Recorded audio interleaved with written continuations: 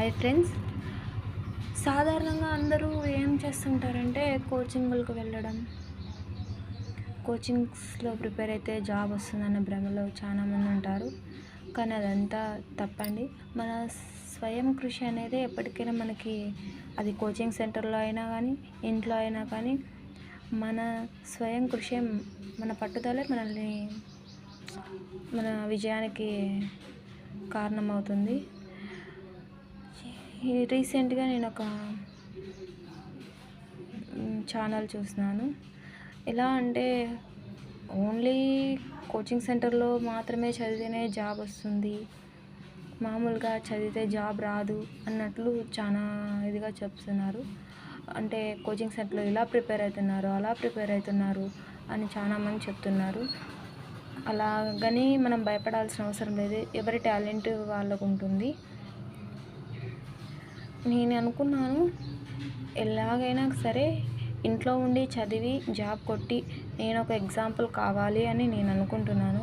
దయచేసి మీ అందరి సహకారం నాకు ఉంటే తప్పకుండా ఇందులో నేను విజయం సాధిస్తాను. అలాగే యూట్యూబ్లో కూడా విజయం సాధిస్తాను.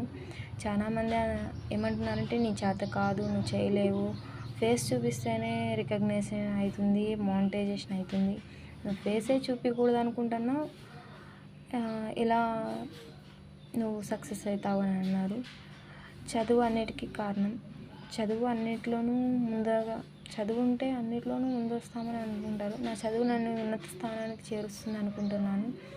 నేను ఎలా డిఎస్సికి ప్రిపేర్ అవుతున్నాను అనేది 45 days ఛాలెంజ్గా పెట్టుకొని నేను చేద్దామని అనుకుంటున్నాను. దయచేసి మీరు నాకు హెల్ప్ చేస్తారని అనుకుంటున్నాను. ప్లీజ్ సబ్స్క్రైబ్ చేయండి. యూట్యూబ్లో నేను జాబ్ తెచ్చుకునేలోపు యూట్యూబ్లో విజయం సాధిస్తానో లేదో అది మీ చేతుల మీద ఆధారపడి ఉంటుంది. కానీ తప్పకుండా డిఎస్సి అయితే సాధిస్తానన్న నమ్మకం నాకు చాలా బలంగానే ఉంది. So please subscribe. అలాగే నాతో పాటు డైలీ మీరు బిట్స్ నేర్చుకోండి. మీరు డిఎస్సి కొట్టాలని మనస్ఫూర్తిగా కోరుకుంటున్నాను. ఆల్ ద బెస్ట్ అందరికీ. దయచేసి ఇప్పటి నుంచే మనం ప్రిపరేషన్ స్టార్ట్ చేస్తే తొందరగా గెయిన్ అవుతాం.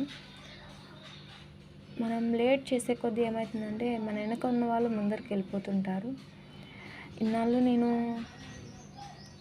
ఇంట్లో ప్రాబ్లమ్స్ వల్ల నేను చదవలేదు, కానీ ఈరోజు స్టార్ట్ చేసినాను. నాతో పాటు మీరు కొన్ని బిట్స్ నేర్చుకుంటారని అనుకుంటున్నాను.